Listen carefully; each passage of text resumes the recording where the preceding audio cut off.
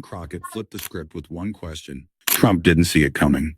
In a tense political debate, Jasmine Crockett created an unforgettable moment that shifted the entire atmosphere. The debate began calmly, with candidates discussing issues like the rising cost of living, and all seemed routine until Jasmine Crockett took the stage. Her approach was different from others. Instead of offering lofty promises, she simply laid out the facts. And oh man, there has been so much today, and I truly don't know where to start. So I'm just going to make sure that we start off with a few facts.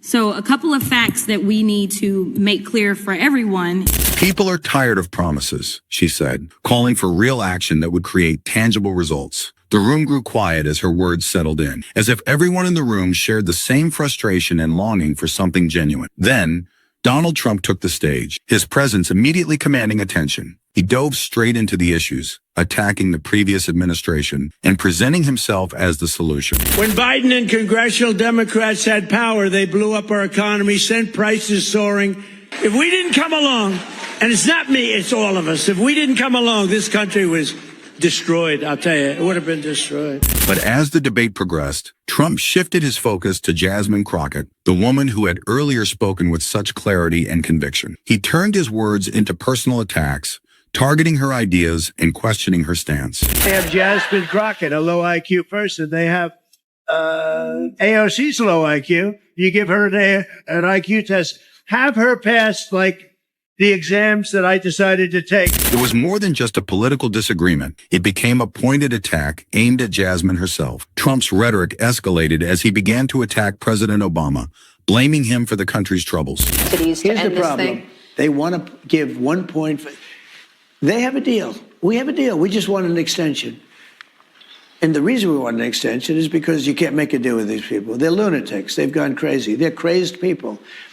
Obama ruined America, he declared, pointing to the mess left behind. The room went silent. It was a personal assault, one that took the debate far from policy discussions and into the realm of blame and resentment. As Trump continued, Jasmine sat quietly, absorbing every word, not reacting, waiting. The tension in the room was palpable. Everyone was waiting to see how she would respond to the personal attack. Jasmine, however, wasn't rattled. She didn't engage in the back and forth Trump was hoping for. Instead, she waited for the perfect moment to strike. When the time came, she delivered a line that no one expected, asking Trump, "What did you do with Ivanka?" The room froze. It wasn't just a question. It was a direct challenge to Trump's character. Jasmine had taken the conversation from political rhetoric to something deeply personal, forcing Trump to confront uncomfortable truths about his family. Trump, visibly thrown off, faltered for a moment. His usual bravado was shaken. The room, which had once been tense but controlled, now shifted. Jasmine's question cut through the chaos like a knife, taking the debate in an entirely new direction. The moderators were caught off guard, and even Trump seemed unsure of how to respond. For the first time in the debate, she followed up, "You talk about values, but your own reports show something dark. Should I read them out loud?" Donald Trump's America, you are at increased risk of experiencing militaristic operations in your home, increased risk of suffering injuries due to reckless and illegal acts by rogue federal agents, increased risk of being deported to foreign nations even if you are an American citizen. Trump, who had dominated the debate with his fiery rhetoric, was now on the defensive. The damage had been done. Jasmine had exposed a vulnerability, and the debate was no longer about policy. It was about truth, power, and personal accountability. As the debate continued, the usual focus on policies and solutions became secondary. The room was still in shock from the exchange. People were no longer debating ideas.